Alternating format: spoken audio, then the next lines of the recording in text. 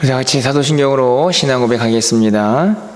전능하사 천지를 만드신 하나님 아버지를 내가 믿사오며 그 외아들 우리 주 예수 그리스도를 믿사오니 이는 성령으로 잉태하사 동정녀 마리아에게 나시고 본디오 빌라도에게 고난을 받으사 십자가에 못 박혀 죽으시고 장사한 지 사흘 만에 죽은 자 가운데서 다시 살아나시며 하늘에 오르사 전능하신 하나님 우편에 앉아 계시다가 저리로서 산 자와 죽은 자를 심판하러 오시리라. 성령을 믿사오며 거룩한 공예와 성도가 서로 교통하는 것과 죄를 사하여 주시는 것과 몸이 다시 사는 것과 영원히 사는 것을 믿사옵나이다. 아멘. 우리 찬송가 453장 예수도 알기 원하네 찬양드립니다. 453장입니다.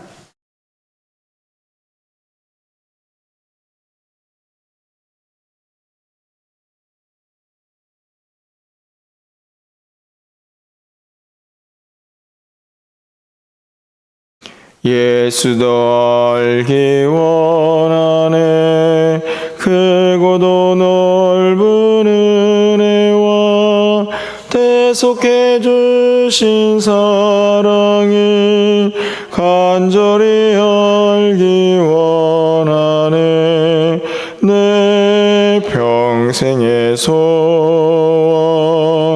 내 평생의 소원 대속해 주신 사랑이 간절히 알기 원하네 성령이 스승 되셔서 진리를 가르치시고 거룩한 뜻을 깨달아 예수를 알게 하소서 내 평생의 소원 내 평생의 소원 대속해 주신 사랑이 간절히 알기 원하네 성령의 감화 받아서 하나님 말씀 배우니 그 말씀 안절안절이 내 맘에 교훈되도다 내 평생의 소원 내 평생의 소원 대속해 주신 사랑이 간절히 알기 원하네 예수가 계신 보좌님 영광에 들려 있도다 평화의 왕이 오시니 그 나라 왕성하도다 내 평생의 소원 내 평생의 소원 대속해 주신 사랑이 간절히 알기 원하네. 아멘. 하나님 말씀입니다. 열왕기상 12장 12절부터 24절까지의 말씀을 교독하겠습니다. 구약성경 535쪽입니다. 열왕기상 12장 12절부터 24절 말씀 교독하고 24절은 함께 읽겠습니다. 3일 만에 여로보암과 그 모든 백성이 르호보암에게 나와왔으니 이는 왕이 명령하여 이르기를 3일 만에 내게로 다시 오라 하였음이라.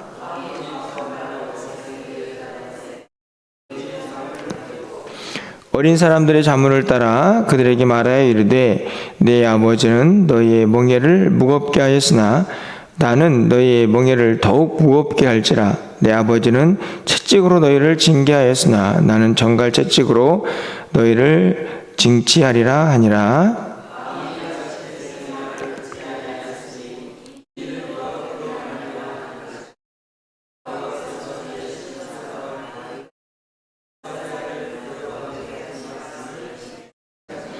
온 이스라엘이 자기들의 말을 왕이 듣지 아니함을 보고 왕에게 대답하여 이르되 우리가 다윗과 무슨 관계가 있느냐? 이새의 아들에게서 받을 유산이 없도다. 이스라엘아 너의 장막으로 돌아가라. 다윗이여 이제 너는 내 집이나 돌아보라 하고 이스라엘이 그 장막으로 돌아가니라.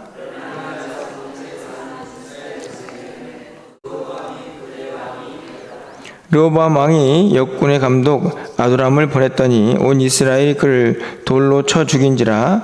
르호보암 왕이 급히 수레에 올라 예루살렘으로 도망하였더라.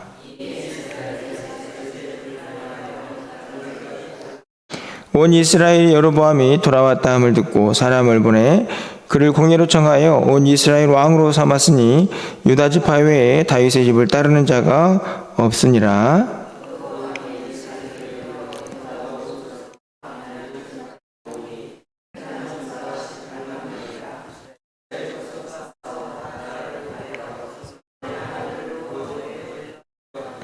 하나님 말씀이 하나님의 사람 스마야에게 임하여 이르시되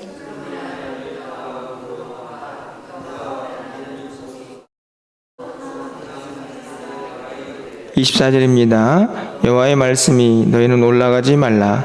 너희 형제 이스라엘 자손과 싸우지 말고 각기 집으로 돌아가라.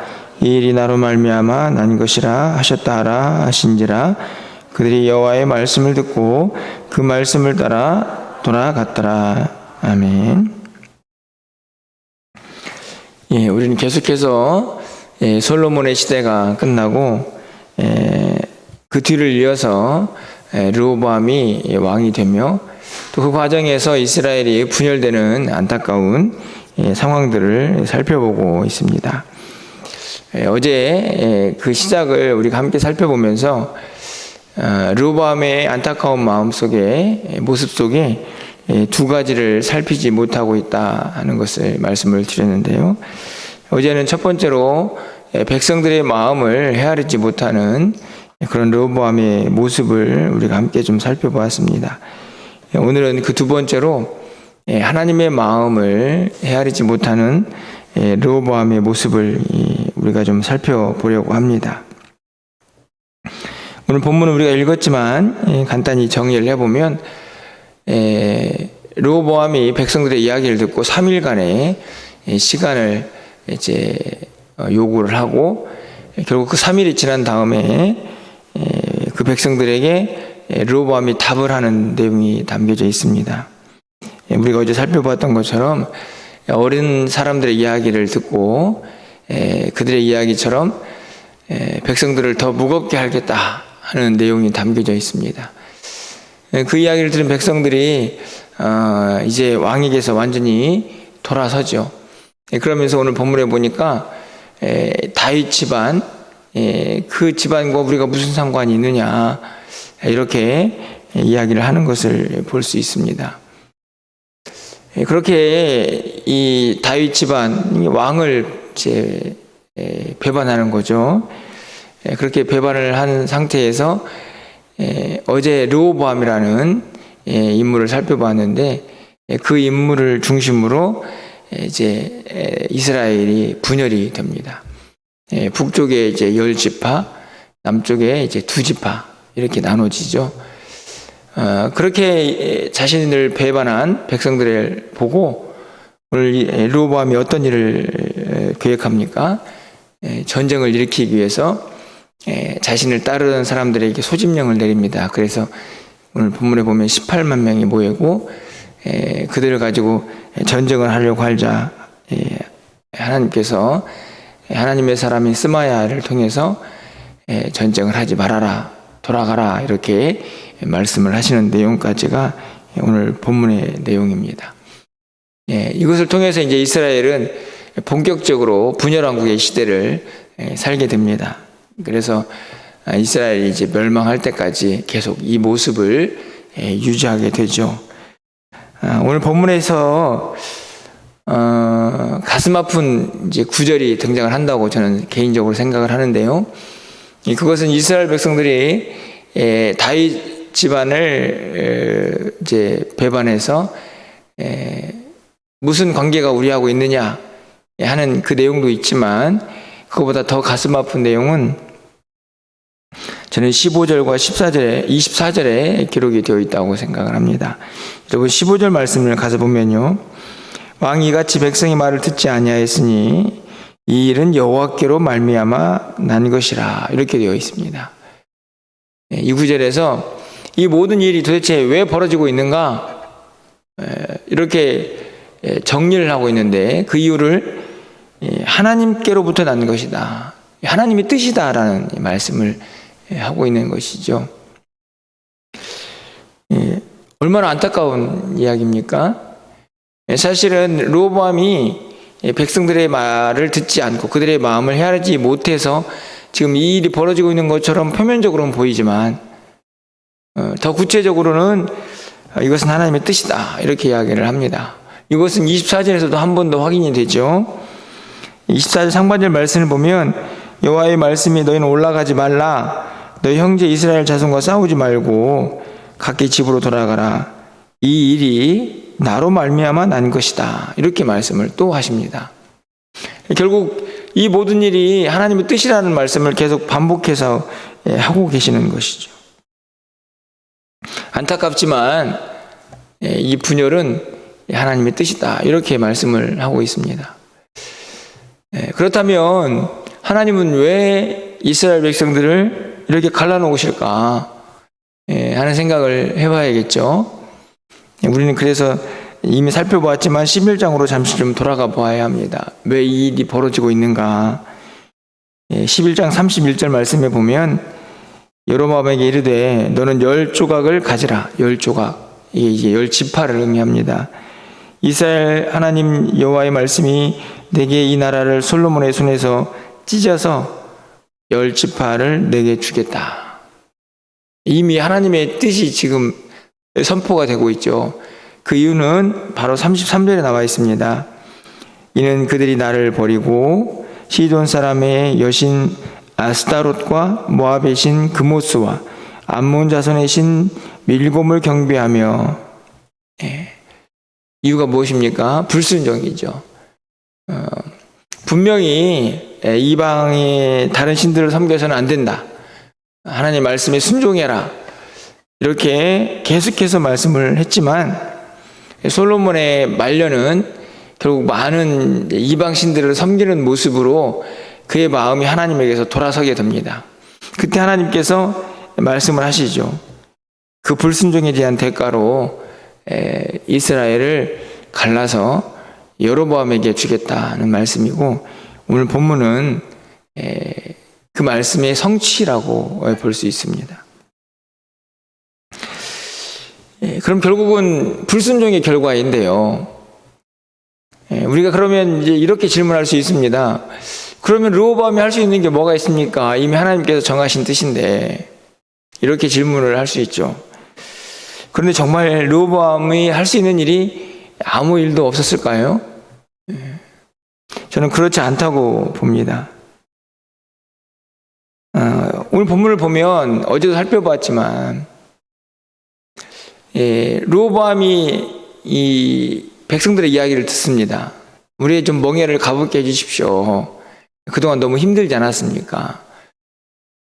그렇게 물었을 때 르호보암은 적어도 하나님의 뜻을 헤아려야 하지 않았겠습니까? 하나님이 뭘 원하시는지. 그러면 누구에게 물어야 했을까요? 하나님께 물어야겠죠. 근데 이 르호보암이 누구에게 묻습니까? 자문을 구하는 것은 어른하고 아이들입니다. 어린이들이죠. 젊은 사람들이라는 말씀입니다. 어떻게 보면은 굉장히 합리적인 것 같습니다. 이 나이가 좀 든 사람들의 이야기도 듣고 젊은 사람들의 이야기도 들으면서 세대를 통합할 것처럼 보이지만, 실제적으로 결국 르호보암은 이미 자기 하고 싶은 생각이 있었습니다. 어제 살펴보았죠. 그런데 더 궁극적인 문제는 제가 보기에는 이 두 그룹에게 묻는 게 먼저가 아니고 하나님의 뜻이 무엇입니까를 묻는 게 더 먼저가 아닌가 생각이 듭니다. 그렇죠. 하나님께서 설령 이 백성들이 이 두 개로 나누어지는 그것이 하나님의 뜻이라고 할지라도 하나님의 뜻을 물어야죠. 하나님, 백성들이 저렇게 원하는데 하나님의 뜻은 무엇이고 제가 어떻게 해야 합니까? 라고 묻는 것이어야 한다고 생각이 듭니다. 전쟁을 일으킬 때도 마찬가지입니다. 오늘 본문에 보면 자신을 반역하는 이스라엘 백성들을 보면서 바로 전쟁을 일으키려고 18만 명을 소집하죠. 그 과정에서도 르호보암이 하나님께 물었다는 내용은 없습니다. 하나님께서 스마야에게 나타나셔가지고 그거 내 뜻 아니다. 전쟁하지 말라. 오히려 지금 일어나고 있는 모든 일들이 내 뜻이다. 이렇게 말씀을 하시는 모습을 보지 않습니까? 이 과정에서도 르호보암은 하나님께 묻지를 않습니다.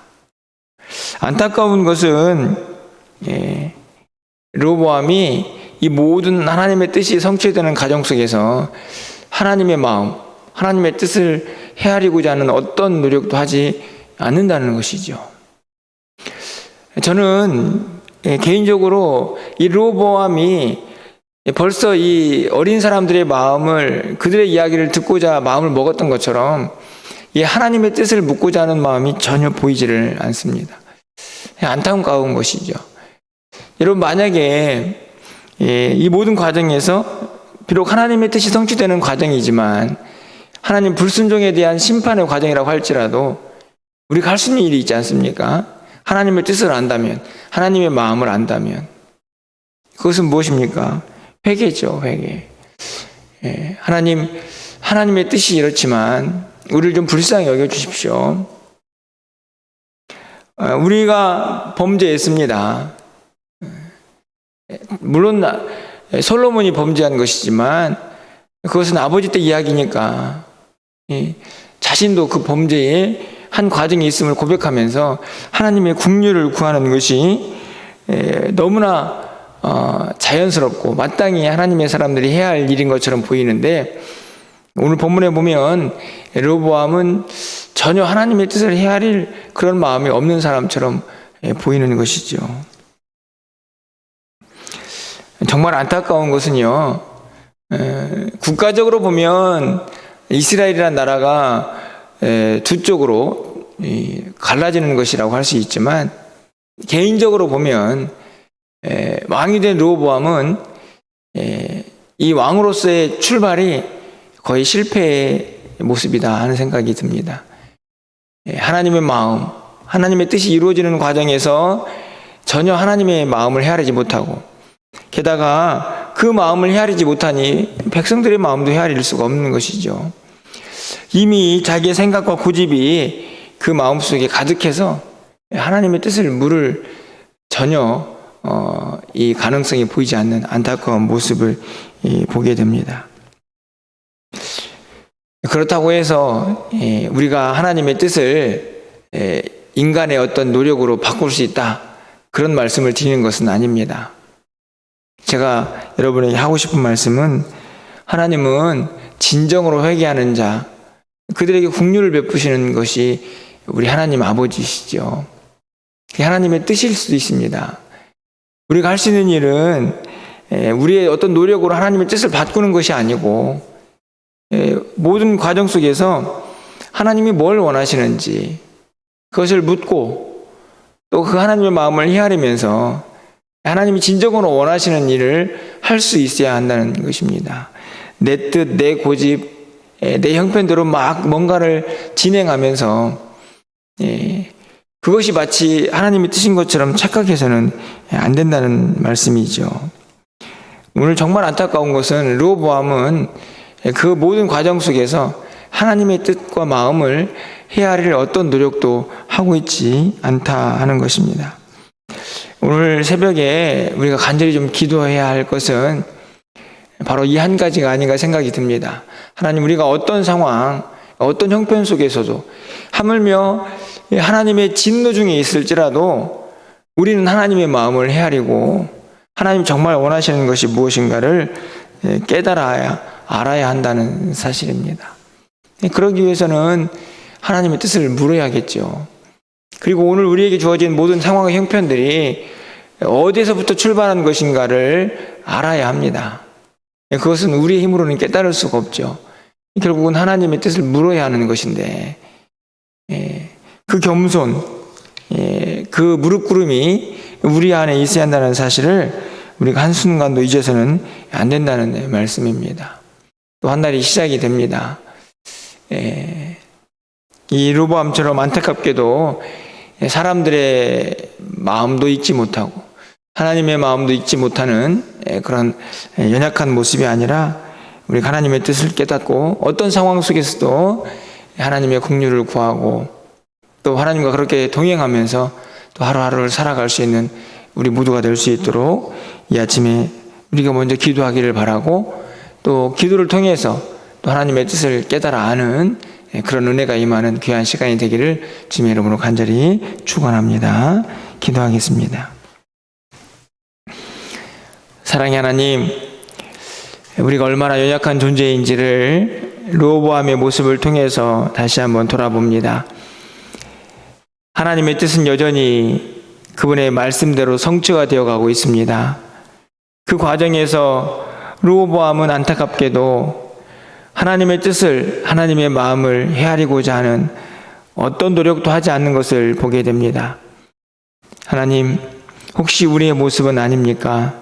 이 땅을 살아가고 있지만 하나님 앞에서 내 고집과 내 생각대로 그렇게 하루하루를 살고 있지 않은지 오늘도 우리 자신의 모습을 겸손히 살피게 하여 주시고 무엇보다도 진노 중에라도 긍휼을 잊지 않으시는 그 하나님 앞에 겸손히 나와 무릎 꿇고 주님의 뜻과 주님의 마음을 헤아릴 수 있는 우리 모두가 되게 하여 주시옵소서. 매 순간마다 하나님 앞에 무릎 꿇고 기도하지 않고는 우리가 한순간도 살아갈 수 없는 연약한 존재인 것을 오늘 르호보암의 모습을 통해서 깨닫기를 간절히 소망합니다. 하나님, 우리에게 겸손한 마음을 허락하여 주셔서 매 순간마다 주님의 뜻을 구하게 하여 주시고 주님의 마음을 헤아림으로 하루하루를 승리하며 살아갈 수 있도록 주님 도와주시옵소서. 사랑하는 성도들이 그렇게 하루를 열고 하루를 살아가고자 오늘 또 새벽을 깨웁니다. 하나님, 우리의 기도를 들어응답하여 주시고 하늘문을 활짝 열어주시고 우리가 마땅히 따라가야 할 주님의 길을 밝게 깨달아 아는 이 아침이 되게 하여 주시옵소서. 사랑하는 성도들의 출입을 오늘도 하루 온전히 지켜주시고 어디에 있든지 간에 주님과 동행하면서 하나님의 영광을 드러내기를 소망하고 그 뜻을 이루어갈 수 있도록 주께서 역사하여 주시옵소서. 연약한 자들에게 새 힘을 더하여 주시고 지치고 상한 영혼들에게 힘과 능력을 더하여 주시고 육체적으로 병들어 고통당하는 성들에게 치유와 회복의 역사를 허락하여 주시옵소서. 오늘 저녁에 있을 수요예배 가운데도 함께하여 주시고 또 요양원 사역도 계속됩니다. 그 사역에도 하나님의 귀한 은혜가 또 열매가 있게 하여 주시옵소서. 오늘도 우리의 기도를 들응답하여 주시기를 간절히 소망하고 우리 주 예수 그리스도의 이름으로 기도합나이다. 아멘.